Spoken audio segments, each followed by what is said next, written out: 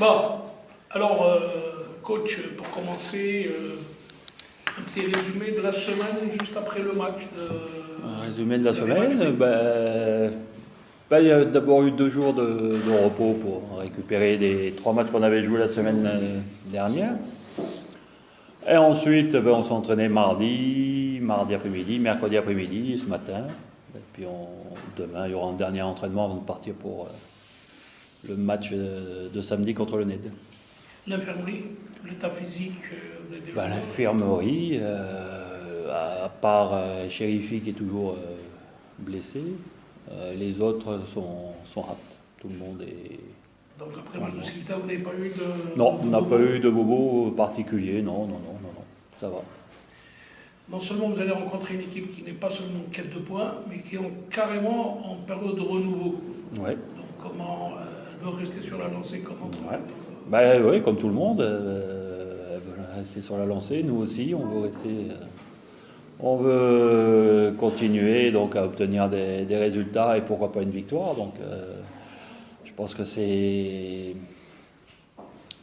la loi de chaque match, hein. Tout le monde veut toujours ou se relancer ou continuer sur la dynamique qu'il a. Donc bon, ça fait partie, c'est le football qui est comme ça. Donc on va nous essayer de continuer aussi sur notre bonne dynamique et essayer de continuer aussi la victoire, mais aussi montrer petit à petit de l'amélioration dans notre jeu. Je pense que déjà il y en a eu, il y a encore eu contre Skida des choses intéressantes. Maintenant, il faudra qu'on arrive à mieux concrétiser les occasions, si on arrive à se procurer des occasions, pour faire la différence plus rapidement. Mais voilà, ce sera un match difficile, comme tous les matchs, mais on y va avec beaucoup d'ambition, et puis on verra ce qui se passera sur le terrain. C'est aussi l'occasion d'entretenir le moral avant le grand safari africain. Oui, c'est sûr que c'est l'occasion de continuer, de travailler, de progresser dans notre jeu aussi, parce que il y a la victoire, mais il y a aussi le contenu qui est important, parce que sur du long terme, il faut montrer des choses, il faut gagner, il faut toujours gagner, mais pour pouvoir gagner sur du long terme, il faut aussi avoir du contenu dans le jeu, et c'est ce qu'on recherche actuellement, à travailler, à créer des automatismes entre les joueurs, à montrer de la performance, montrer qu'on est capable d'imposer notre jeu, avant tout, arriver à imposer notre jeu. Donc c'est ce qu'on travaille tous les jours en l'entraînement et ce qu'on essaye de mettre en place pour chaque match. Retour de suspension de Ben Sayar, une bonne carte à jouer. Oui, c'est sûr que ça va donner un élément offensif de qualité supplémentaire. Donc c'est bien parce que ça permettra d'avoir du monde aussi sur le terrain, mais aussi sur le banc. Et puis dans la dernière demi-heure, pouvoir faire entrer des joueurs frais de qualité offensif. C'est toujours ce qui permet des fois de faire la différence. Donc c'est important d'avoir aussi des cartouches sur le banc pour pouvoir faire la différence. Encore d'autres changements, de nouveaux changements pour ce match?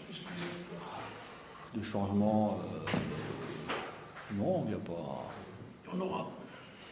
On verra. Comme vous avez engagé une nouvelle recrue de Congo, Oui. Ouais. Quel est votre avis? Vous avez été consulté? Oui, c'est été consulté. Moi, j'ai pris des renseignements auprès de l'entraîneur français Bertrand Marchand, qui m'a donné des bons renseignements sur lui. Donc, Mais est-ce le profil recherché réel? oui, c'était le profil recherché. C'est un joueur qui, c'est vrai peut-être au Shabab, jouait plus sur les côtés parce que c'était le besoin de l'équipe et de l'entraîneur quand il pouvait jouer. Puisqu'après là, il pouvait plus jouer parce qu'il y avait un problème de qualification avec la fédération tunisienne. Mais quand il jouait au Congo dans son pays, il jouait attaquant de pointe. Donc c'est un joueur qui peut jouer certainement à différents postes de l'attaque, mais en sachant que c'était un attaquant de pointe et qu'il avait marqué des buts dans son pays. Son arrivée est imminente. Vous aurez... Alors ça, je peux pas vous dire, parce qu'avec les problèmes administratifs, de pandémie et tout, toutes les choses sont compliquées. Retard, sur le plan physique, Je sais qu'il y a 15 jours, il a joué un match amical avec son club.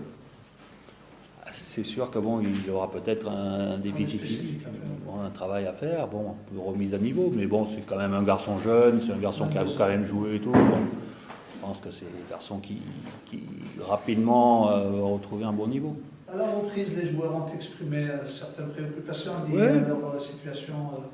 Quel est votre avis? Ne craignez-vous pas que la situation se répète? Oh, mais là, ça s'est réglé rapidement, hein, parce que le lendemain, il y avait déjà une avancée là-dessus, et là, c'est en train, je sais, bon, je viens de me déjeuner avec le président et tout, donc je sais qu'il y a c'est en train de se régulariser petit à petit, hein. C'est sûr que c'est une période difficile, je pense, pour tous les clubs, et pas seulement en Algérie, je pense dans le monde entier, il y a des difficultés. On voit que Barcelone a 1 milliard de dettes, que le Real Madrid, ils ont 900 millions. En France, les clubs n'ont pas les droits de télé qui rentrent, il n'y a pas de public, les sponsors ont du mal à payer. C'est un peu partout dans le monde où il y a des difficultés. Donc voilà, bon, après, c'était normal que les joueurs, ils fassent part de leur inquiétude, parce qu'eux aussi, ils ont besoin de vivre, ils ont besoin de faire vivre leur famille. Mais bon, je pense que les dirigeants ont fait ce qu'il fallait pour les rassurer et pour déjà commencer un peu à régulariser les choses. Ça vous tranquillise la veille du match? Bien sûr, ça tranquillise tout le monde, surtout les joueurs, hein, c'est surtout les joueurs que ça tranquillise. On a tendance à parler beaucoup attaque, c'est normal, le football est ainsi fait. Est-ce que vous n'êtes pas dans la peau d'un entraîneur qui est quelque peu rassuré par votre défense qui ces derniers temps vous savez, le football, ça part de derrière. Tout le monde parle de l'attaque, mais le football, ça part de derrière. Et c'est comme une maison. C'est les fondations d'une maison, c'est sa défense. Quand vous avez une fondation solide, vous pouvez penser à votre attaque. Donc d'avoir cette fondation solide, c'est bien. Et puis également, le football, vous savez, ça part de la récupération du ballon. Et actuellement, le football moderne se joue beaucoup sur les transitions. C'est-à-dire, au moment où on perd le ballon, vite agir pour récupérer vite le ballon, et dès qu'on le récupère, vite pouvoir attaquer. Et donc, quand on est costaud dans la récupération du ballon, quand on est costaud défensivement, c'est déjà une première pierre importante que l'on met dans sa fondation. Donc, c'est pour moi très important d'avoir cette assise défensive, et c'est un plus pour l'équipe.